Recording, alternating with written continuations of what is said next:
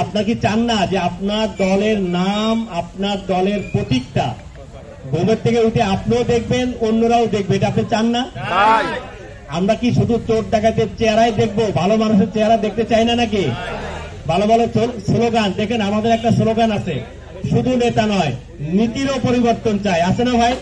স্বাধীনতার পর এই 54 বছর অনেক নেতার পরিবর্তন হয়েছে, দেশ এবং জাতির ভাগ্যের পরিবর্তন হয়েছে?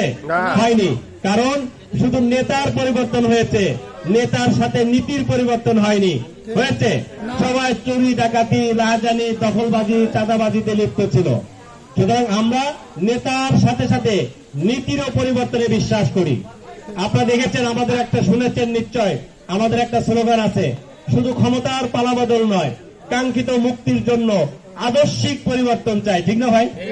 আদর্শিক যদি পরিবর্তন না হয় তাহলে অনেক জীবন যাবে, অনেক জান যাবে, অনেক আহত নিহত হবে, কিন্তু জাতির ভাগ্যের কোনো পরিবর্তন হবে না। এজন্য আমাদের মৌলিক যে বিশ্বাস বক্তব্য, সেটা হলো শুধু ক্ষমতার পালাবদল নয়, কাঙ্ক্ষিত মুক্তির জন্য আদর্শিক পরিবর্তন চাই। আর আমরা যে আদর্শিক পরিবর্তন চাই, আমরা যে ইসলামকে বিজয় করতে চাই, সেই ইসলাম হলো পৃথিবীর একমাত্র প্রমাণিত শ্রেষ্ঠ আদর্শ। কেউ কথা বললেন না? দেখুন, ইসলাম হলো প্রমাণিত শ্রেষ্ঠ আদর্শ, পৃথিবীর আর কোন আদর্শের প্রমাণিত শ্রেষ্ঠত্ব নাই। যদি উদাহরণ দিয়ে বলি আপনারা সহজে বুঝবেন।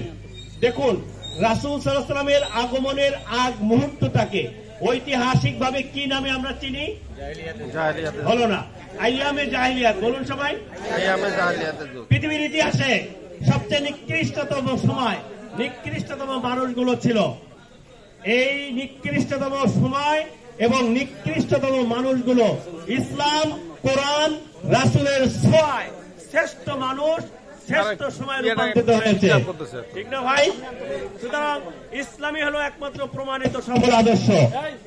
ইসলাম যদি আমরা বিজয় করতে পারি, তাহলে আপামর ধর্ম বর্ণ নির্বিশেষে, দলমত নির্বিশেষে সবার মৌলিক অধিকার, যৌক্তিক অধিকার প্রতিষ্ঠিত হবে এবং এই প্রিয় মাতৃভূমি বাংলাদেশ একটি সমৃদ্ধশালী কল্যাণ রাষ্ট্র রূপান্তরিত হবে। সেটা বিশ্বাস চরমের নেতৃত্বে সম্ভব। কারণ অনেক নেতা আমরা দেখেছি, অনেক দল দেখেছি, ক্ষমতায় যাওয়ার আগে ভালো ভালো কথা বলে, মিষ্টি মিষ্টি কথা বলে, কিন্তু ক্ষমতায় গিয়ে লুটপাটে ব্যস্ত হয়ে পড়ে। ঠিক না ভাই?